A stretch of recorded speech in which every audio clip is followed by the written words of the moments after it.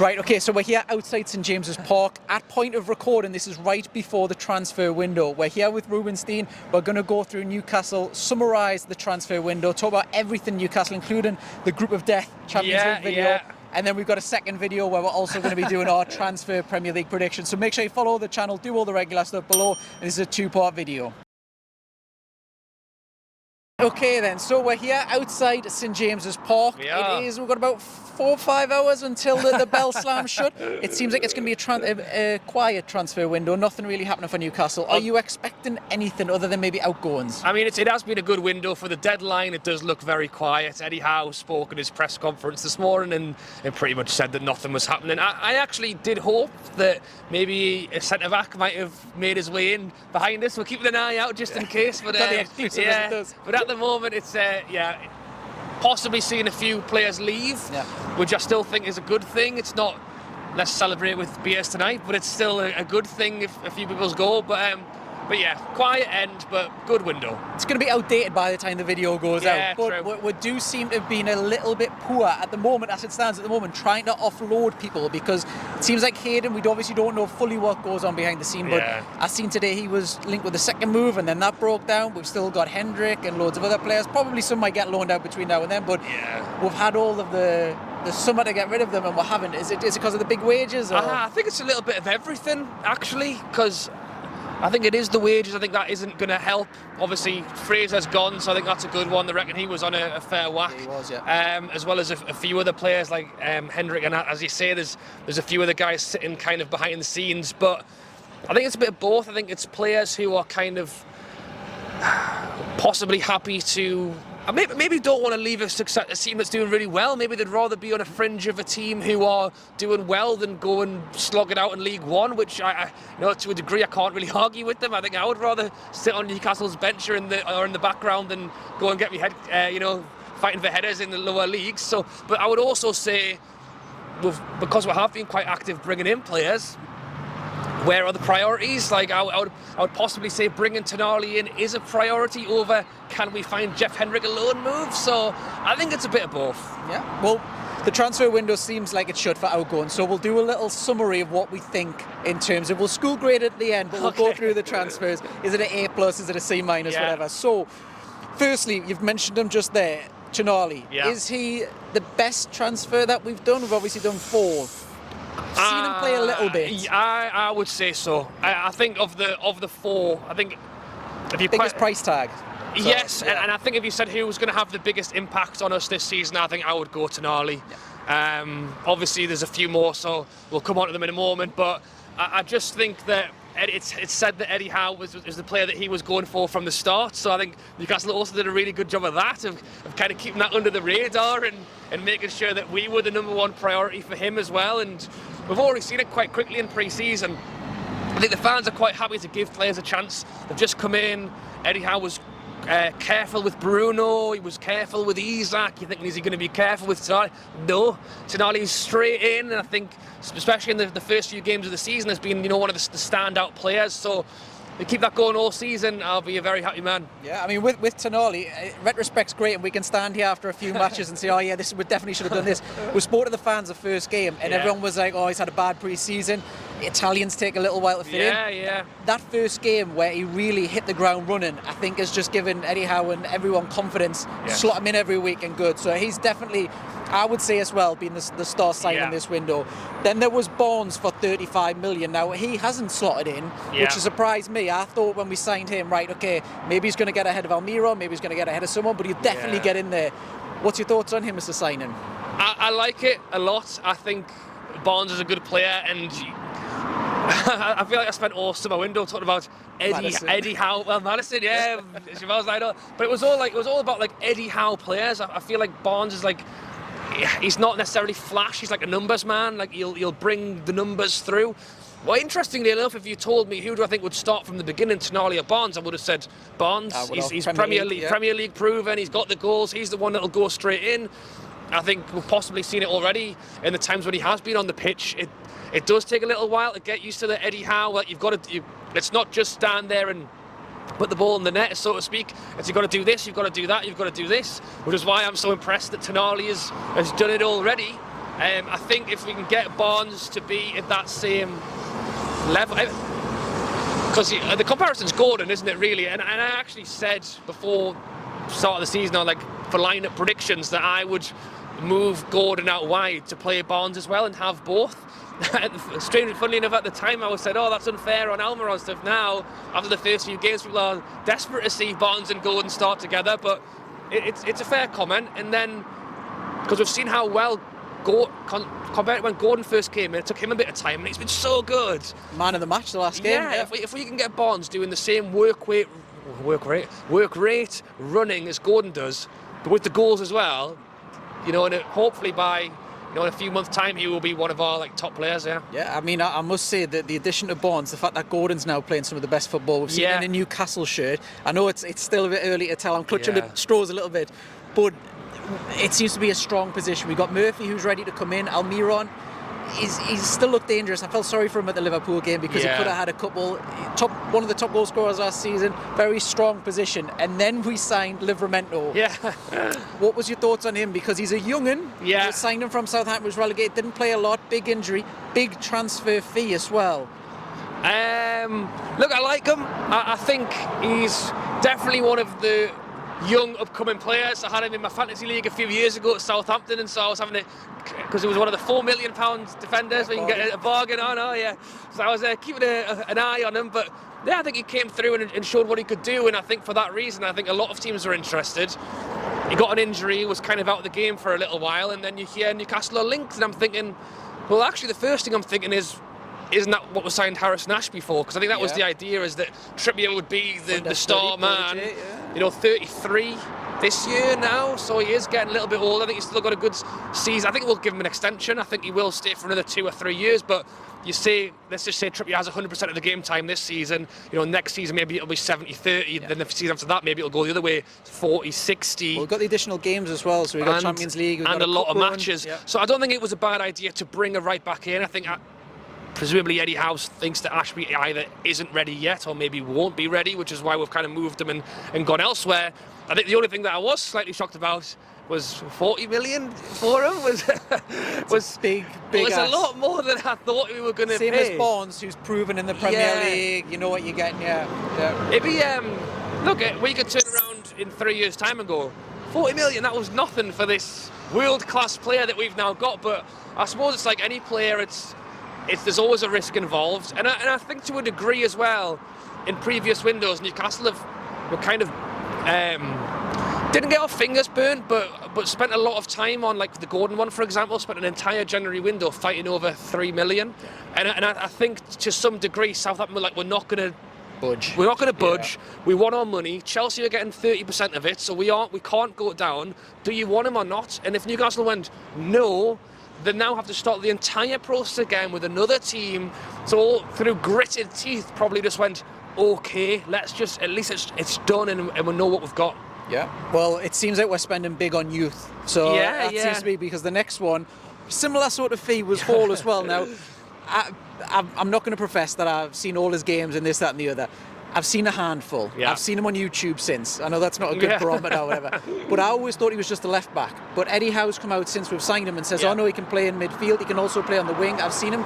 He seems to just have this no fear taking on anyone. What's your thoughts on him? And where does he fit in for Newcastle this season? What do you think? I definitely think left back was a position that a lot of people had spoken about going into the summer window. I think Dan Burn did himself a great job, to be honest, and I think it's slightly unfair that everyone does always say we need a new left back. However, I don't necessarily think it's like we need a new left back because we need to replace Dan Burn. It was more this, like, we needed a more attacking, like a different type of player. Like, you could even look at Trippier, Livramento. Trippier is a player who will pass the ball, run into space, pass the ball, run into space. Livramento will run up the wing. He is a ball carrying player. So straight away you could go like age and youth, or you can go type of player. And I think it was the same on the left hand side. I think even Matty Targett isn't the quickest, Burns not the quickest, and they are players who will pass the ball out and try and move.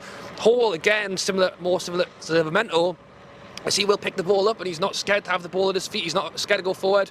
I think a big part of that, like you said, is because I think at younger age groups, he was a more attacking centre-mid, left wing player, and then as it kind of happens over time, they normally like shoehorn you back into like a left back. So, but that hasn't worked out. He can defend, and he's also very good with the ball. So I think, especially as Newcastle hope to be a team that has more possession and more of the football, to have someone as confident as him on the ball, like if we're playing a side that's going to have a lot of attacks, then yeah, playing Dan Burn, who's like an all in all like centre-back defender, will be a better choice.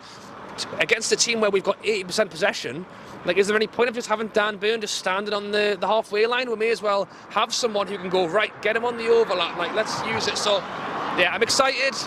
Eddie Howe loves them. I think Eddie Howe likes to buy players that did well against us, because I think it was Gordon against us was great. It was like, right, we better buy him. And then Lewis Hall was the only player who did good in that Chelsea game. Eddie Howe's like, we better buy him as well. So, yeah, hopefully it pays off. It's a cheap scouting way. Yeah. Right, okay, so grade it then. So I'll give you my grade first. Okay. So now, it depends really on what your own personal expectations were going into the window. And I thought we would be quite ruthless. I thought we'd get rid of a lot. I thought it would be a big turnover.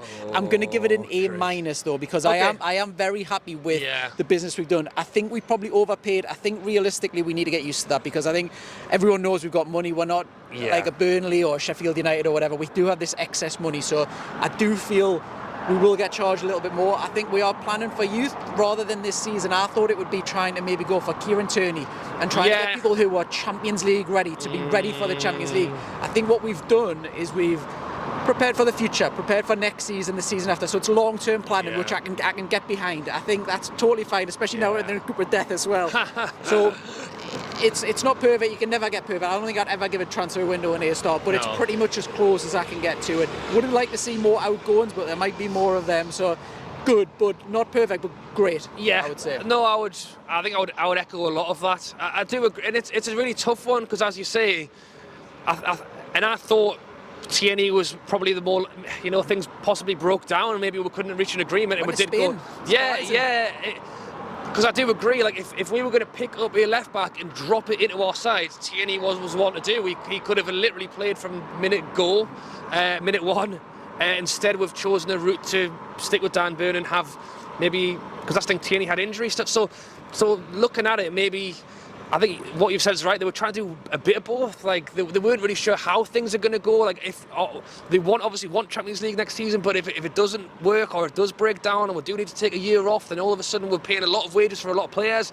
Like you like to think that Hall, I'm sure, is on a good wage. It probably isn't. Maybe on the demands of some. So it's trying to like level the field. But yeah, I would go A, not A-star. I think in terms of letting players go and stuff, I do agree, but I also feel like as much as it is a priority to do so, to try and release funds, it also hasn't necessarily affected us that much. Like we have still gone out and spent a lot of money. So, and if things finish the way that we're hoping today, I think that is Fraser out, Hendrick out, Isak out, Lewis on loan. It was done reasonably well. And then I would just say I think a centre back would have given it the A-star. That's for me something. And that's being quite harsh, because I do think we do have centre back options. It depends on how you can tell us. It depends how you rate Jamal Lascelles, to be honest. I think is one of the big things. And he divides a lot of opinion. And he does. Fans, if you're happy with him to play half the season because suddenly Shaw or Botman's picked up an injury, then that's totally fine. But as you say, with the amount of games we've got to play, I think that would have been the final piece of my jigsaw. So not A-star, but not far away. Yeah, I mean, I fully agree. I think a lot of people say when we go on Facebook and ask people stuff, it seems to me a lot of people want striker, but I think Gordon kind of covers the base for the inevitable Wilson injury at some point. I think he can do okay, he can be very competent there, but I think defenders are more realistic with Lascelles, and I think he's average. So I think we could have maybe gotten a loan, but some of the players as well, not maybe the bottom level of fringe players, but even people like Target, I thought maybe he would have went out and we could have upgraded him. We've turned down 2 apparently. I heard that. Bids for that. I'm surprised we didn't get rid and then upgrade kind of thing. Yeah, I don't know. Maybe I'm more of a gambling man than Eddie Howe, but I would have looked at that and gone, right. And who knows? Maybe they did. Maybe they sat around the table and went, right, if we did do this, 48 hours to go, what can we actually achieve from it? Because because that's the thing. It's like a lot of things. Fair enough, you let the player go and you bring a bit of money in, but if you can't find a better replacement for the money taken, then it's not worth doing. And I think that was because that was the thing. There was links to Jamal Lascelles going to Besiktas and all sorts. So it sounds like there was options there. I partly think that with 3 or 4 days to go, we kind of went, right, we're done. Like it's not happening. Nobody's come in. Suddenly people are coming in. Maybe they just went, you know what, we're happy where we are, and we'll take it. And you've got to give them credit for that as well. Yeah, it just seems very unusual being outside St James's Park on deadline. Normally we're panicking, don't sell our star striker, please. I hope this doesn't happen. It's totally true. Like the last few, it's like deadline day, last minute moves, and then today it's just been like it's an early night for everyone. What's going on? Nobody in there, yeah. So away from that then, away from transfers, there's been a lot happening. So literally we've just been walking down. Adidas is all over today. Yeah, we've got the strip there. It's on Strawberry. It's on the Tyne Bridge today. We've seen the photos. We'll put the photo up as well. Literally just down the street here as well. Plastered everywhere. Massive deal for Newcastle as well. So end of Castori. Yeah. Into this multi-million pounds. Elevates the club. More transfer next budget. Yeah. No, mate, I'm happy. I mean, I found out 3 weeks ago when they accidentally leaked the Amazon. I was one of the lucky few who watched it. I sat and watched the third episode. I genuinely thought, have they done it on purpose? Because a little bit of a purpose. Well, we were second in the most watched things on Amazon, and then all of a sudden 2 more episodes. I'm thinking they want the #1 spot. It wasn't until I was halfway through the 4th episode I'm going, hang on, are we going to get sponsored by Adidas here? And then people are tweeting going, oh my god, and I'm going, and then it cut off. It turned off, and I was like, no way. And then yes, so the surprise of the flags and the Adidas may not have been quite as eventful as it might have been if it was more of a secret. But no, I'm happy. Good quality kits have them back. Yeah, I think, you know what, I would say Castore have actually, the kits this season, the kits this season have probably been the best in a little while, to be honest. I think having Seller as a sponsor has helped them, actually. I think, in my opinion, blue Fun 88 was kind of clashing with the black and white. To have the newest design, to have a black and white sponsor actually works a lot better. So yeah, and we've seen the photos, we've seen the shirts, and as much as anything else, as we're trying to kind of step into this new era of Newcastle United, I think Castore was one of the final pieces that was still dragging on. We had the Sports Direct signs were out, Fun 88's moved to one side. We've had like a whole changes to the training ground. We've had a sleeve sponsor now. Yeah, we've had loads of good stuff, and I just feel like the accidentally sending out Rangers kits instead of the Newcastle ones and printing the badges halfway down the shirt wasn't great, but I would say more than anything else for me, it was like, let's take the step, and I think Adidas is the perfect one to take. Just next level with money though. It's that's the thing that to me means the most. But so we've got that. It would be remiss if I didn't ask you about the group of death. Yes. As well. So is that a good thing? Because obviously as a fan it means we get to go to all these amazing places that maybe we might not have gotten to, or is it a case of, oh crap, that we're probably not gonna get out? If we do, it's great, but probably unlikely. I think you'd have to be a very optimistic Newcastle fan. I've seen different reactions online of people reacting. My honest reaction was I jumped up and screamed yes, because we were watching the groups coming out, and I was sitting with a couple of the lads, and they were going, oh, maybe that one or maybe that one. And there was one lad who was going, we want Group F, and I was like, do you reckon? Really? He was like, yes. He was like, imagine those games at St James's Park, imagine those away days, and he convinced us. And then when it came out, F, I went yes. But yeah, and that's the thing. We could look. There's a lot of good teams in the Champions League. We could play some other teams and then maybe not go through, and then be like, oh well, that was a bit of a womp. Like this way, fair enough. We might not make it through, but we've certainly got the games to try and do it. And I don't know, maybe it's the black and white sunglasses coming on, but honestly, I think anybody at St James's Park will give them a good go. And it's making. I'd much rather walk up to St James on a Champions League night and see us take on AC, Dortmund, PSG than, no offence to some of the other teams, but like those are like the big ones. And it's done great for Newcastle. Like literally waking up this morning, we're everywhere. Not that we weren't already because of the takeover and the signings. It's like another thing that everybody's talking about. Us again, the group of death, best group they've ever seen in the Champions League. It's like it's us, which is just incredible. Yeah.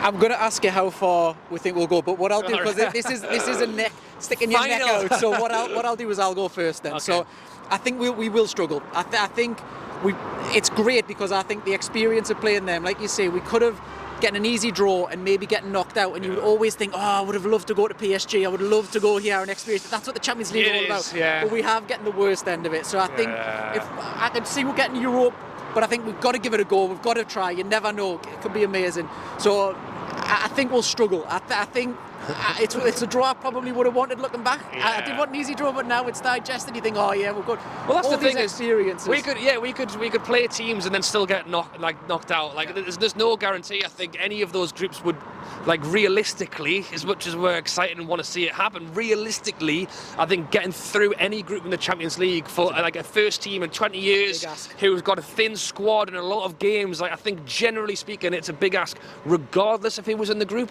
Yes, it's made even harder through the teams that we're playing against, but at least this way we know we're getting a good game out of it. Yeah. So how far do you reckon we can go in the Champions League? We're going to win it.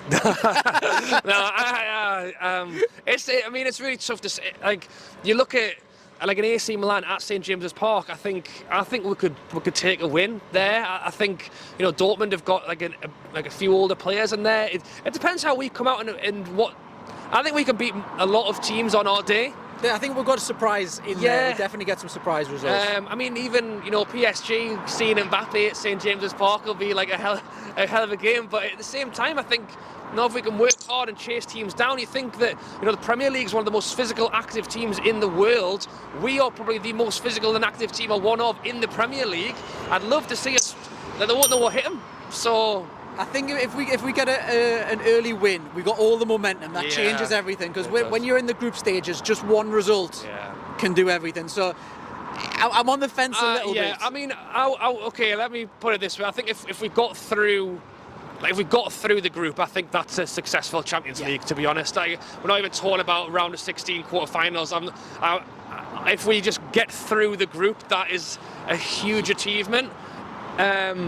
It's really interesting because I want to have great cup runs, I want to have Champions League, but I also think that, and without being greedy, I also want Champions League next season and the season after, and it's such a strange one. I think as the club kind of makes its transition over into like team that wants to be regular Champions League, I would say Champions League is extremely important, but I think if we don't get Champions League, all of a sudden that it's like stunting like money and growth and everything else. So I want to enjoy the Champions League for what it is and everything it is, but I also don't want to take our eye off the ball, which is, realistically, we probably aren't going to win it this time. So what we need to do is make sure we're in it again and again and again, so we can keep building experience and going up. So the next one, before we go on to a little bit of a Brighton preview, is the cup draw. Speaking of cup draws, Man City now, it seems like the gods are against us with the cup draws we've had in the last 48 hours. We've had probably the hardest draws you could ever imagine, all back to back. Now, for me, I'm going to come at it at a different angle, and I'll give my view. So, personally, I think getting Man City is probably the best thing we could have done, because I think with the squad we've got, I don't think we've got enough bodies in that I was anticipating to manage on all fronts and do a Champions League run, to do a Premier League top four finish, hopefully again, and a cup run.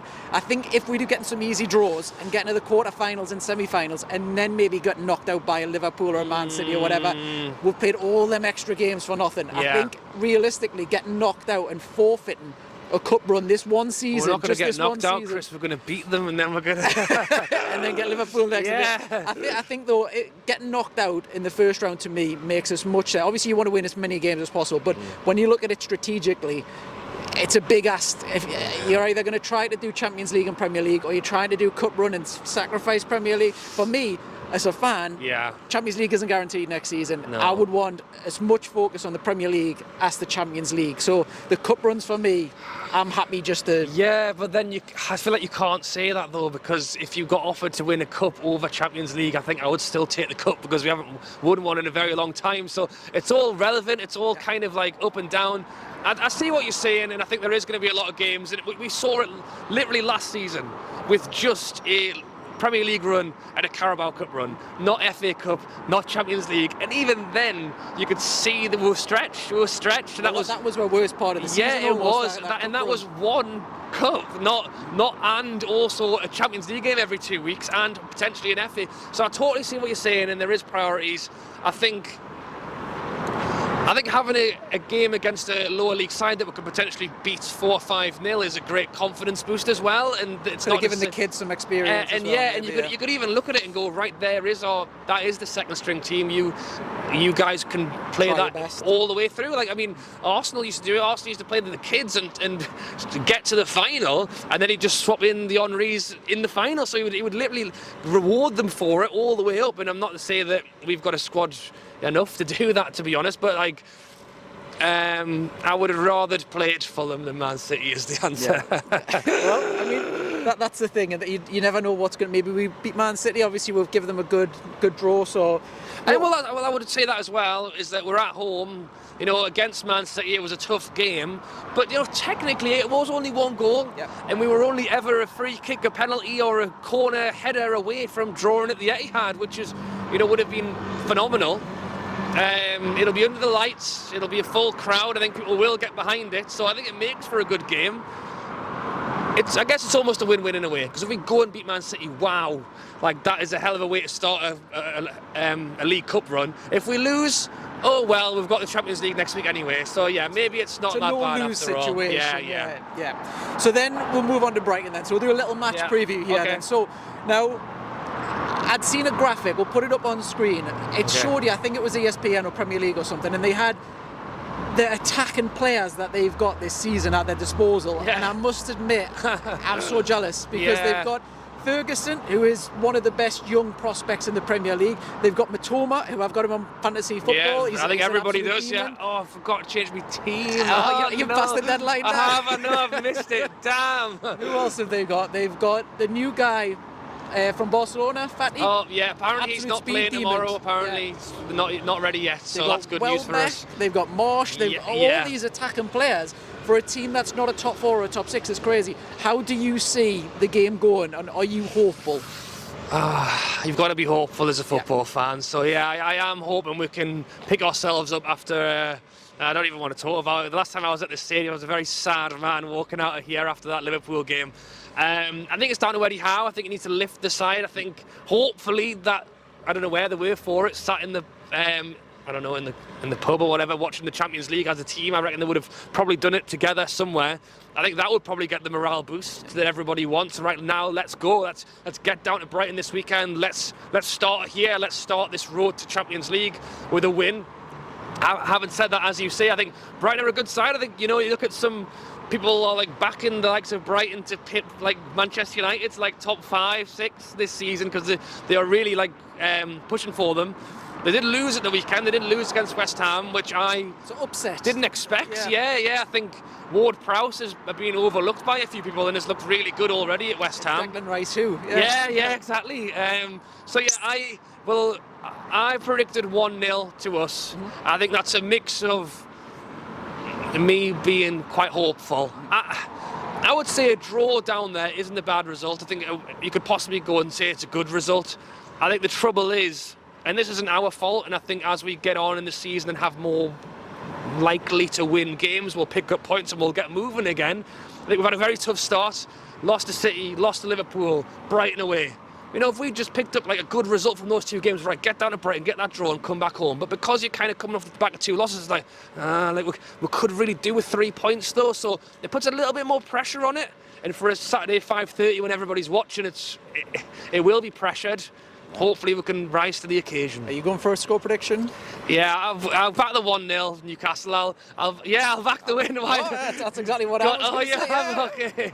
And I think for me a lot depends on Botman because, like we mentioned before, one of the biggest weaknesses for Newcastle in terms of positional is defensive. And I think as soon as Botman, if Botman goes down with an injury, that just maybe shows how exposed we are at that level because that breaks up the partnership, that breaks up everything. He's absolutely pivotal, Botman. So I think if he does stay fit, I think we could maybe, even though I've just bigged up their attack, I don't think we could seal them in. I hope he plays. I don't think he will.